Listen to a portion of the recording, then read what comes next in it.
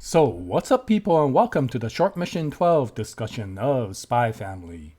So, Short Mission 12 came out recently, and as always, I will leave a link to this mission that's currently being shown on the publisher's official website, Manga Plus, for free to the North American audience. So, if you're interested, I will go take a look at it before they pull this mission back.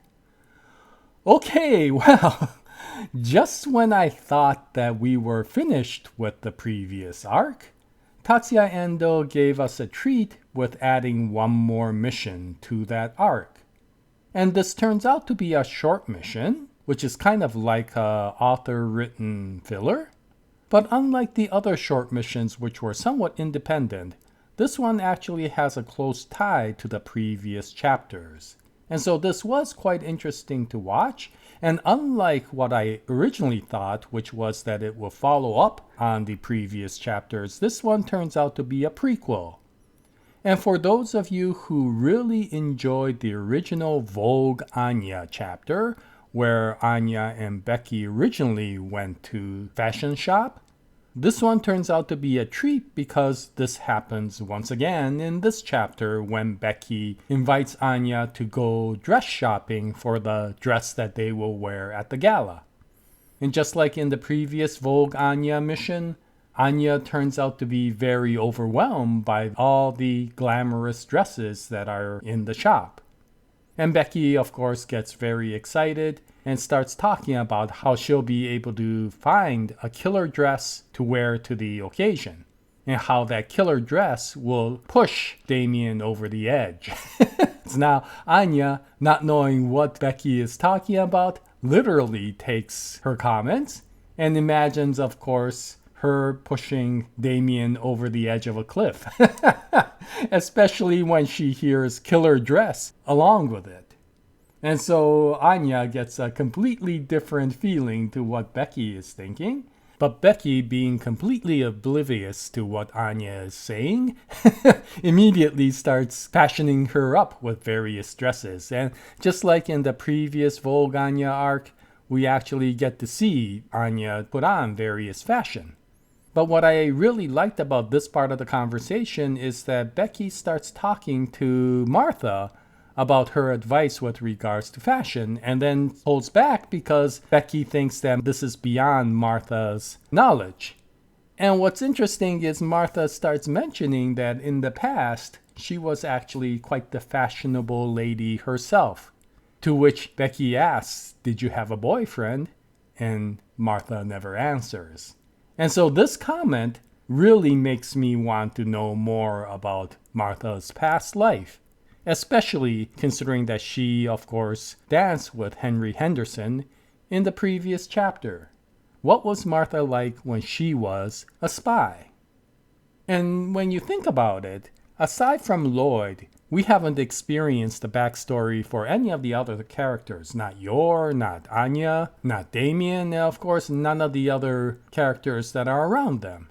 But this one, I'm hoping may come out in the near future because it doesn't really get in the way of the plot. You know, I presume that they're not going to reveal Anya's backstory until they're ready to do so because it will spoil what's coming down the line with regards to plot. And I think that I'm fine with that.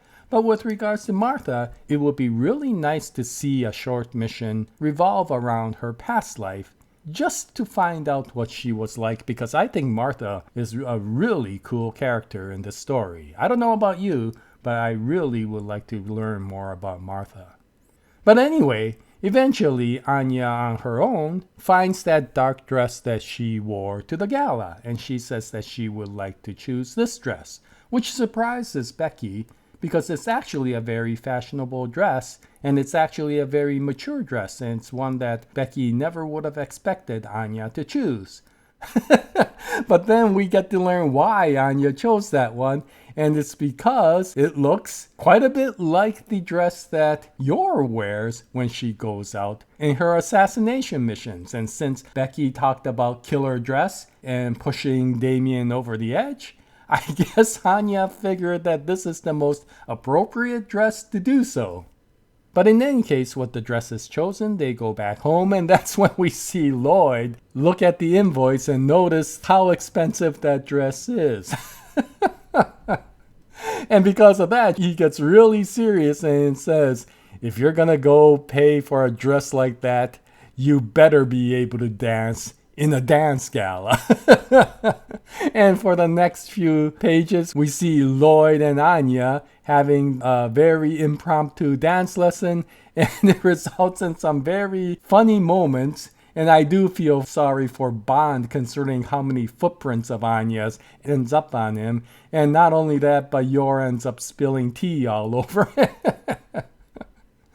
And so with all of that, Lloyd is like, I'm not even sure if Anya is going to be able to dance. And so he's about to go enact Plan C, which is, of course, Yor's friendship with Melinda. But at that moment, of course, Anya reads his mind and immediately starts saying she does not want to give up. Basically because she does not want to lose to Yor. But of course, Lloyd takes it a different way. Lloyd feels that Anya is finally starting to become very serious with regards to her responsibilities. And so he goes out of his way to teach her even more. And because of that, we see a very wobbly Anya the very next day because she has all these pains in her muscles due to the dancing lessons that she took. And of course, that results in some very snide remarks that comes from Ewan, Emil, and of course, Damien. And this results in Anya getting so upset that she stops taking dance lessons from Papa. Now, of course, we know that eventually she does dance well at the ball. So somewhere along the way, I presume Papa was able to convince Anya that she needed to move forward. But this, of course, also shows the awkward relationship once again between Damien and Anya. As close as they always become, there's always going to be that irritating moments that those two have with each other. And I got a feeling I know what Lloyd did with regards to bringing Anya back into learning how to dance again, which is, of course, to mention Melinda and Yor. And once that happens, of course, Anya immediately steps up to the game once again. So I think Lloyd is starting to find a very sensitive trigger for Anya.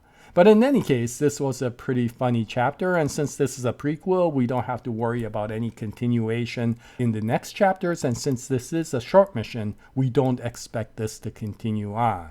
But this was pretty funny, and it will probably indicate that the next mission that comes up will be a completely different story. And so once that comes out, I'll bring out another video. I hope you join me at that time. But this is the Short Mission 12 discussion of Spy Family. If you saw it, what'd you think about it? Any comments will be greatly appreciated. And until the next episode, happy manga reading. And as always, Jaya, nice day, everyone.